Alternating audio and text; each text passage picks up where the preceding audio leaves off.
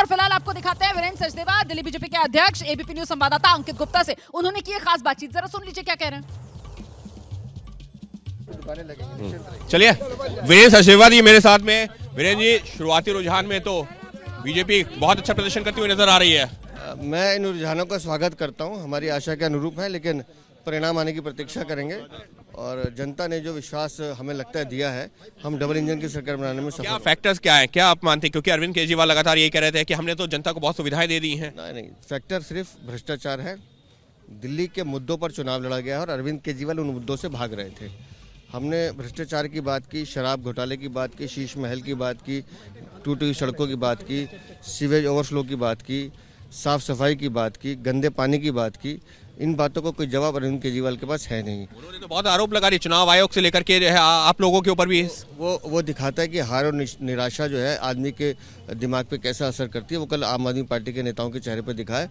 और हार से बचने के आप कई कारण ढूंढ सकते हैं, लेकिन आपकी जवाबदेही जनता के प्रति थी। जनता ने आपको जो आपने उनके साथ विश्वासघात किया, उसका परिणाम जनता दे रही है आपको। यानी वीरेंद्र सचदेवा को आप सुन रहे थे, जो कह रहे हैं कि अब नतीजों का इंतजार है, लेकिन कुल मिलाकर अनुमान ये बता रहे हैं कि नतीजे यही रहने वाले हैं। और बीजेपी के खेमे में जश्न शुरू हो चुका है, वो मिठाइयों का दौर शुरू हो चुका है। हरियाणा में तो देखिए जलेबी जो है वो काफी हिट हुई थी, लेकिन इस बार कौन सी मिठाई दिल्ली में चलेगी, इसको लेकर भी हम अपडेट आप तक पहुंचाएंगे। और इस बीच देखिए किस तरीके से एक के बाद एक अब सियासी प्रतिक्रियाएं सामने आ रही हैं। सुना देते हैं आपको कुछ और सियासी प्रतिक्रियाएं, लेकिन उससे पहले जश्न की तस्वीरें अहमद बिलाल दिखा रहे हैं। रिपोर्ट दिखाते हैं अहमद बिलाल की।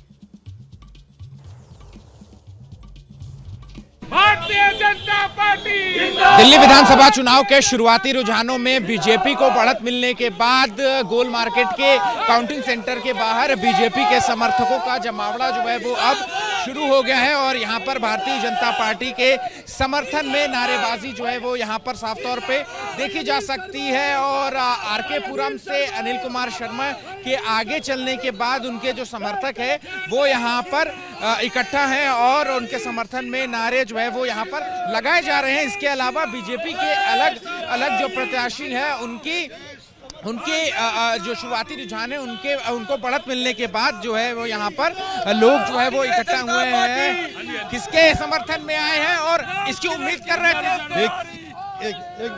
एक मिनट देखिए, आज हम उम्मीद नहीं कर रहे थे।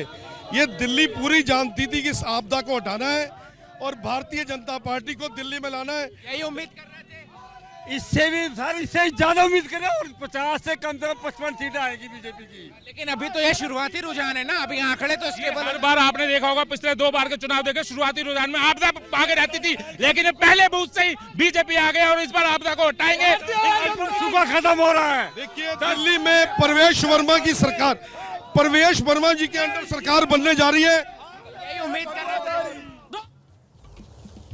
तो अभी तक का आंकड़ा ये बता रहा है, आकाशवाणी सुनते हैं पहले। नई दिल्ली सीट से अरविंद केजरीवाल 254 वोट से आगे चल रहे हैं। चलिए, नई दिल्ली सीट से अरविंद केजरीवाल ने पहली बार बढ़त बनाई है। 254 वोट हैं, जिससे अरविंद केजरीवाल फिलहाल नई दिल्ली सीट पर बढ़त बनाते हुए नजर आ रहे हैं। इससे पहले अरविंद केजरीवाल ने फासला बांटा था और 74 वोटों से जो पिछड़े हुए चल रहे थे अरविंद केजरीवाल, अब अरविंद केजरीवाल करीब 250 वोटों से आगे अपनी बढ़त नई दिल्ली विधानसभा सीट पर बनाए हुए नजर आ रहे हैं। 254 वोट हैं जिससे अरविंद केजरीवाल ने बढ़त बनाई है।